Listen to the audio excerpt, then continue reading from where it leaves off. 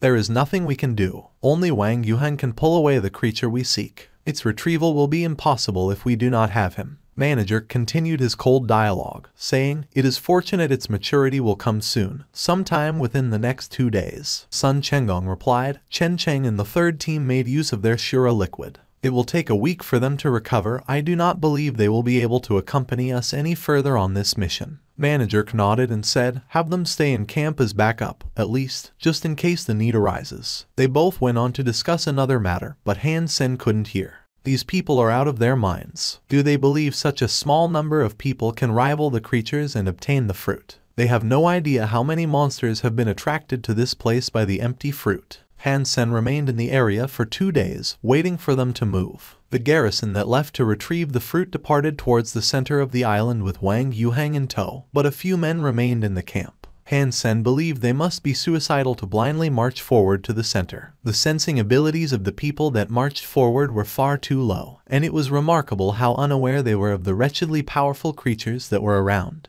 They seemed to have no idea they were walking into what was looking to be a certifiable bloodbath. They said they needed Wang Yuheng for the purpose of attracting a certain creature away, and so they had treated him well enough since his return. He had been healed and fed, but being locked inside a cage like the latest exhibition at a zoo was unkind. With a grim, disheartened face, Wang Yuheng clutched the bars of the cage the entire time, waiting for Han Sen to spring him free and rescue him. Han Sen continued to follow the troops until they reached the center. It was strangely quiet there, and they did not seem to recognize the presence of a single creature in the area. That was because the empty fruit hadn't matured yet. The creatures that would vie for its consumption were all in hiding. After walking half the day, Han Sen was finally able to gaze upon the splendor of the empty vine. It came out of a mountain like a spring, wreathing its slopes in green vines, and the vines coursed all the way around to cover the mountain's 100-meter-tall heights. A vine stuck out of the mountain's peak, and 4 grape-sized fruits hung from it. They were all purplish in color, with shiny skin. They were on the precipice of becoming ripe. A pleasant fragrance was bursting forth from the 4 empty fruit, and their scent shrouded the entire mountainside. Near the top of the mountain, a black feathered bird waited. It was entirely black, save for its white head. It didn't look too dissimilar to an owl, but it was far bigger. Manager employed many different ideas to evict the owl from its spot, but none of them worked. Unable to shoo it off, they brought Wang Yuheng out of his cage and sent him up to draw the owl away. Wang Yuheng nervously approached the creature against his will. He rambled across the vines, and when in firing distance, shot an arrow at the owl. The owl raised its eyebrows in a manner that seemed to suggest it was merely holding its anger in. When Wang Yuheng fired a third arrow, the owl could no longer maintain its composure. It raced down towards the man who had been forced to pester it. Wang Yuheng screamed and jumped down, scrambling down towards the people behind him. But Manager commanded his men to fire arrows at him. With no other choice, he was forced to run in a different direction. Seeing the owl chase Wang Yuheng, the people there seemed so excited. They all climbed the mountain, wanting to get their hands on the 4 empty fruit. They have no idea what they're doing. Whoever places one finger on one of those fruits is a dead man. Han Sen shook his head. Ignoring them, he ran to catch up with Wang Yuheng. His first task involved keeping him alive. Han Sen wanted to stay away from the bloody battle that was sure to unfold near the empty vine. I hope those people don't all die. If they do, how am I supposed to interrogate them? Han Sen thought to himself. Racing across the length of 2 mountains, Han Sen finally caught up to the fleet-footed Wang Yuheng. The owl did not relent in its attacks, and all the while, Wang Yuheng stumbled, tripped, and scrambled on his way. He had sustained much damage this time. His armor had been pecked at, and much of it had been broken. His skin had been pierced, and blood was drawn. Although he wasn't heavily injured, his face was one of great pity and remorse. Han Sen quickly summoned his little angel to prevent the owl from continuing its pursuit of Wang Yuheng. "Bossman, you have finally come," Wang Yuheng shouted excitedly. Not caring for the lesions and wounds that riddled his person, he went towards Han Sen. "Wait, do not come any closer. Continue drawing its attention while we finish it." Han Sen quickly stopped Wang Yuheng from approaching him. Wang Yuheng promptly agreed, and with his bow, fired an arrow towards the owl to attract its ire once more. When the owl went after him, the little angel was able to quickly get in its way again and block it. When Wang Yuheng noticed the owl's inability to reach him, he went a little mad. He fired arrows like a loon, maniacally cackling, "Come here, little birdie. I'm right here. I make for terrific creature cuisine, so why do you not attempt to eat me?" After he had taunted it for some time, the owl stopped and made a noise akin to the crying of a baby. Wang Yuheng continued his fun in the provocation of the owl. But suddenly, a big rat came out of the ground. It was 1 foot long, and when it emerged, it leapt up and bit his ass. Its razor teeth pierced right through his armor and sunk deep into his plump bottom. When it pulled away, a chunk of Wang Yuheng's bum flesh was torn away.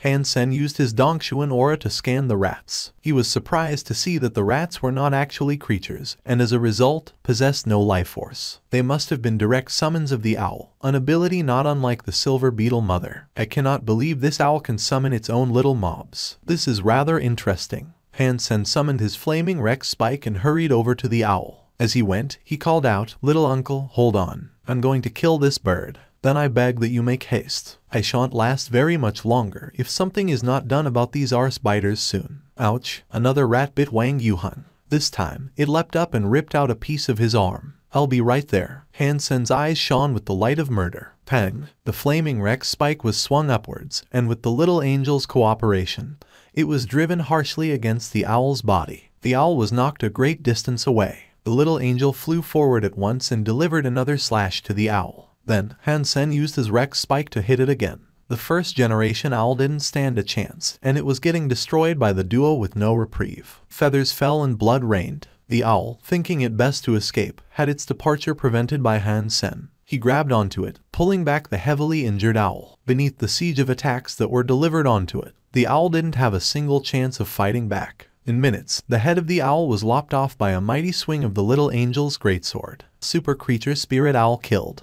Beast soul gained. The flesh of this creature is inedible, but you may harvest its life geno essence. Consume its life geno essence to gain 0 to 10 super geno points randomly. Han Sen was overjoyed to hear this, as it had been a while since he last received a beast soul. He curiously pondered what manner of beast soul it might be. And with the death of the owl, the carnivorous rats vanished too. Wang Yuan looked at Han Sen with much surprise and said, "Bossman, your strength continues to grow greater and greater. It only took you a few minutes to lay utter waste to a super creature." "I was taking my time." Han Sen smiled at Wang Yuheng and proceeded to say, "You should go home, you should leave this place. As for myself, there is something else I must attend to. I am coming with you. That legion of scum deserves death for what they did to me," Wang Yuheng said with anger. "Well, don't worry about that. The scum will all be dead before long, I assure you," Han Sen said. He looked as if he was about to say something, but just as he was, a black flame erupted from the empty vine like a volcano. Bossman, I think I'll just wait for you down there somewhere. You be careful, okay?" After saying this, Wang Yuan hastily made his departure from the island. He returned his gaze to the empty vine,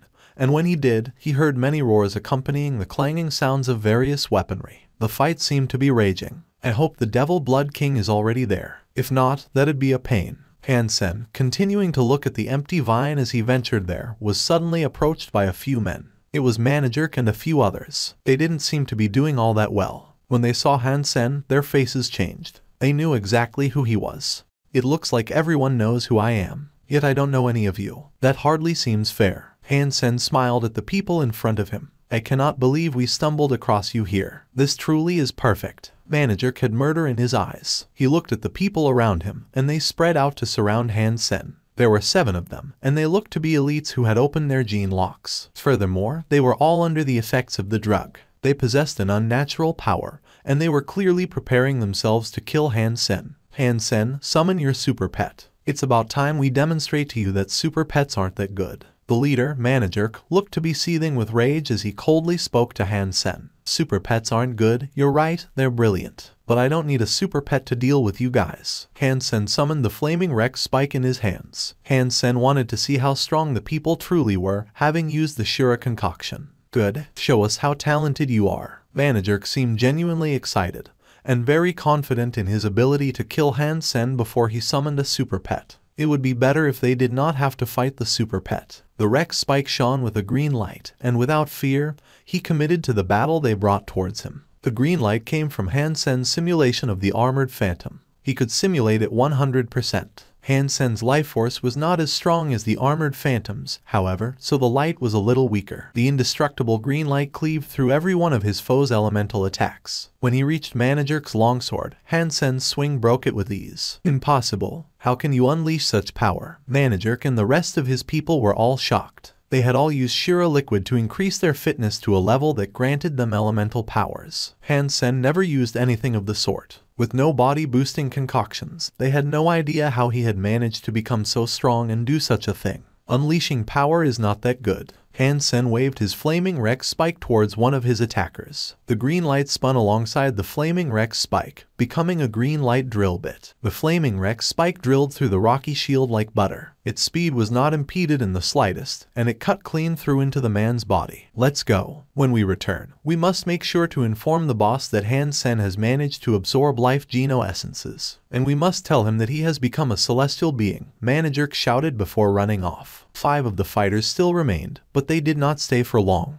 They all took off running in different directions, as fast as the wind. Han Sen coldly laughed and chased after Manager. Manager saw Han Sen chase after him but felt relieved. Even if Han Sen could catch up with him, the others would have gone far enough away to be safe from any other pursuit he sought to give. One way or another, the message would be delivered to their boss. But then, Manager saw Han Sen summon a blonde angel and a black armored queen. I want 2 of them alive. Kill the rest, Han Sen coldly commanded. The angel and queen flew in different directions, and their speed truly shocked Manager. That kind of speed. They must both be super pets. You have 2 super pets. Manager's heart was shattered into pieces. He spoke to himself aloud, acknowledging his underestimation of Han Sen. According to the boss's calculation, they wouldn't have been able to kill him even if they had twice the men. Han Sen's own power, and all the stuff he had managed to collect over time, were far beyond their wildest expectations. You are wrong. I only have 1 super pet. The other is a king spirit. Oh, silly me. Perhaps you haven't heard. King spirits are what you refer to as super spirits. They are officially titled king-class spirits. Han Sen moved his body and shot right behind Manager, with a speed faster than any other human could achieve. King spirit, Manager exclaimed in shock, now having lost the ability to run. It's over. It's all over. We were so wrong. Answer my questions and I'll set you free. Save your breath, I won't tell you anything. Manager's face changed when he spoke. His body began to inflate and expand like a balloon. Boom. Han Sen jumped away as Manager's body exploded like a pinata, scattering bits and pieces of his person across the area in a sudden red haze. The giblets of Manager then quickly began to rot and fade away into nothing. Han Sen's face changed, unable to believe a person could so completely disregard the importance of their own life. No one willingly wanted to die, but Manager's behavior made him frown. It looks like someone might have done something to them. If not, how did that happen? Han Sen frowned and looked at where his angel and the queen had gone. A while later they came back empty-handed, which disappointed Han Sen. The same thing had happened to them. They had attempted to capture the ones that fled, but they willingly gave themselves up to a sudden, grisly end. Who are these people? Han Sen frowned. He couldn't find anything out about their identities, as they were all carrying the same gear. Obviously, someone had distributed their wares to them. Finding anything out about them seemed hopeless. But Han Sen did manage to get his mitts on a few unused vials of the Shura liquid.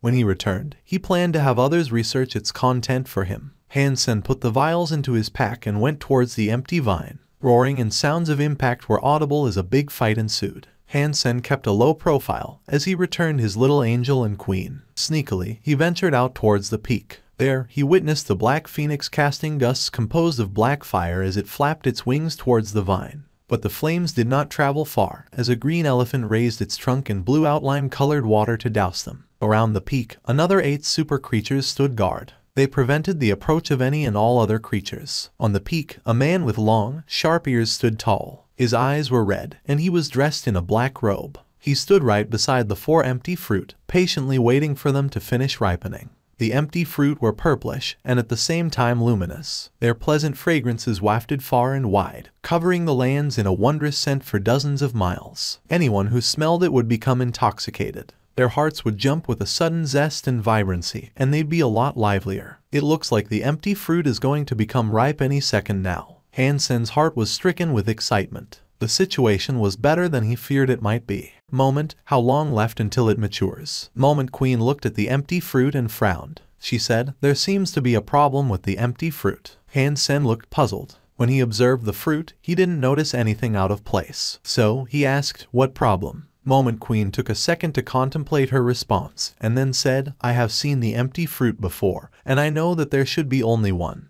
Although that was over 100 years ago, in no way should there be an additional 3. It would take another 1,000 years for something like that to occur, so I am unable to understand why it has an extra 3 all of a sudden. Are you saying 3 of those empty fruits are fake? Han Sen looked surprised by this sudden revelation. I don't know, but they do seem real enough, Moment Queen answered, after spending a long time gazing at the fruit. Yeah. Han Sen was going to ask something else, but all of a sudden, he heard that strange laugh again. It unnerved him, and he looked around to find where it was coming from. Again, there was no one there, all he could see were the creatures fighting on the mountainside. Strange, what is this peculiar phenomenon? Han Sen was rather spooked. He was aware now that someone had to be following him, yet he couldn't discover who it was. No, that's not right, Moment Queen said with a frown. Her eyes were locked upon the empty fruit with visible confusion. What's not right? Han Sen asked. It's not just the number that is incorrect. The fruit itself is not right, either, Moment Queen said. Why? What's not right with it? Han Sen did not hurry Moment Queen for an answer. He just looked at her as an uneasy feeling came over him. Although I have never seen a mature empty fruit, and these do seem as if they are about to mature very soon, there is something different about them, Moment Queen said, as she pointed towards the vine. Just as Moment Queen was about to elucidate the reason why, the 4 fruits suddenly began to shine. The pleasant smell became a fog, like the holy fruit when it first matured. Han Sen wasn't sure whether or not he should go to the fruit, as Devil Blood King had already reached out his hands to grab them. Maintaining his restraint, he continued to stare at the 4 empty fruit that the Devil Blood King sought to take. Before I entered the third god's sanctuary, I was able to catch a glimpse of raw empty fruit. They possessed a very refreshing energy flow, but these 4 that I see now have a high concentration of power. They aren't lively and refreshing as I once saw them before, they're too powerful now. Han Sen chose to believe what she was telling him, and so he did not make a move. He just watched the Devil Blood King grab the 4 fruits. It was easy and effortless for him. The Devil Blood King looked extremely pleased, and he immediately consumed the fruit. After he ate it, his body emanated that same pleasant smell. Han Sen thought a creature might have resided within the fruit, and was about to suddenly burst out and attack the Devil Blood King. Unfortunately, despite watching his consumption of the fruit, nothing of the sort seemed to happen. What is this? I thought you said there was a problem with the empty fruit. Han Sen asked, with his eyes wide, fixated on the Devil Blood King who was helping himself to the second empty fruit. Moment Queen merely frowned and did not say a word. She seemed to be just as confused as Han Sen. Damn it, I should have run up there sooner. Han Sen's heart was feeling deep regret over his hesitation. Now, he felt like summoning his little angel and storming the mountain alongside her and Moment Queen. Perhaps there was still enough time for him to collect the other 2 fruits. But just as he contemplated these actions, he heard something in his ear. It was the phantom woman's voice that had been pestering him recently, except this time, it wasn't just a strange giggling. The voice actually told him something. Do not approach. Han Sen heard these 3 simple words with surprising clarity. He had already taken a step forward, but now, he quickly pulled back. Who are you? Han Sen looked around but could not see anyone. All he could espy were the vistas he had grown familiar with recently, and the only woman present in the vicinity was Moment Queen. Moment Queen looked at Han Sen queerly, unsure of why he seemed to be scanning the surroundings. She looked around herself but made no discovery, even though she did not know what to look for. Han Sen didn't hear the woman's voice again after that, and he received no answer to his question. But when he looked at the empty vine now, something seemed to change. The Devil Blood King was still holding the second empty fruit. He hadn't eaten it yet, but he looked drunk. His body swayed strangely until, after a while of being off balance, he collapsed on the ground. The empty fruit in his hand rolled down the hill towards the black tiger. Suddenly overcome with joy, the black tiger spared no time in quickly gobbling it up. After he ate it, the creature tried to spread its wings and depart the area. But when it took off, its body seemed to tremble and spasm wildly until it lost its airborne composure and came crashing down to the ground. The griffin that was previously fighting the black tiger leapt on top of it and ripped its throat out with a visceral bite. Han Sen was frozen, watching the scene unfold. In his heart, he thought to himself, this empty fruit really does have a problem. Seeing the Devil Blood King and the tiger both on the ground, unable to gather their composure and get back on their feet, Han Sen was suddenly relieved to learn he had made the right decision in staying put. Had he gone up there, it would have been him who was in that state. The other super creatures now realized that there might indeed be a problem with the fruit. They all backed away to watch the Devil Blood King and the black tiger convulse on the ground. The super creatures near the Devil Blood King, aside from the griffin, all stopped their fighting. The griffin did not relent in its scathing of the black tiger. The black tiger was riddled with wounds and injuries in its defenseless state. As much as it may have wanted to, the black tiger could not stand up to protect itself, and it had no choice but to accept the griffin's brutality. When Hansen thought the black-winged tiger was on the precipice of death, it roared and delivered a blow to the griffin that knocked it away. It was like it had just been injected with a stimulant, and its strength suddenly multiplied. As it roared to the sky again, the tiger's black, metallic body suddenly became decorated with a purple pattern. The purple pattern was scribbled upon its belly, and it looked like two seedlings intertwined with each other. A strange diagram grew across its belly, and it covered the beast more and more. The pattern itself was like a vine, and it was strange and mystic to witness. It grew all the way around the tiger's back, and continued until its entire body was covered. The more the purple pattern grew, the stronger the tiger's life force seemed. Hansen summoned his devil eye mask and took a look at the black tiger, noticing how its life force was almost reminiscent of a volcanic eruption. The intensity of the beast's heat signature had tripled, and it showed no sign of slowing down. Does this imply the empty fruit is good or bad, then? Hansen wore a puzzled expression, unable to comprehend what he was seeing. Hansen returned his gaze to the Devil Blood King. He seemed to be faring better than Black Tiger, and he seemed to have a better handle on enduring the effects. But, before long, his face too began to reveal the purple pattern. The mountain was quickly thrown into chaos once more. The only difference this time was that the griffin was badly injured and the lime-green elephant was struggling to compete with its two enemies. In the meantime, the Devil Blood King still lay on the ground, seemingly uninterested in trying to obtain the final two fruits the other creatures were vying for. The creatures were panicked, and pandemonium reigned as they tried to grab the fruit before the Devil Blood King could stand back up again. He believed the Devil Blood King remained motionless so that he could better attempt to resist something. But if the empty fruit was supposed to benefit those that consumed it, why would he resist? The Devil Blood King continued to lie where it was, with the occasional twitch. The pattern scrawled its way across more and more of the creature's face. It seemed as if it would not be long before he forwent his current control and composure. The black flame phoenix screamed with excitement, and like a sentient flame, rushed over to the empty fruit and swallowed one. The green Kirin followed it from behind and attempted to eat the final fruit. Just as it attempted to grab it, another super creature prevented its retrieval. The black skeleton was there, and it had taken its chance to race up the peak and grab the final fruit with its bony fingers. All the other creatures stopped moving immediately. Now that the empty fruit was all gone,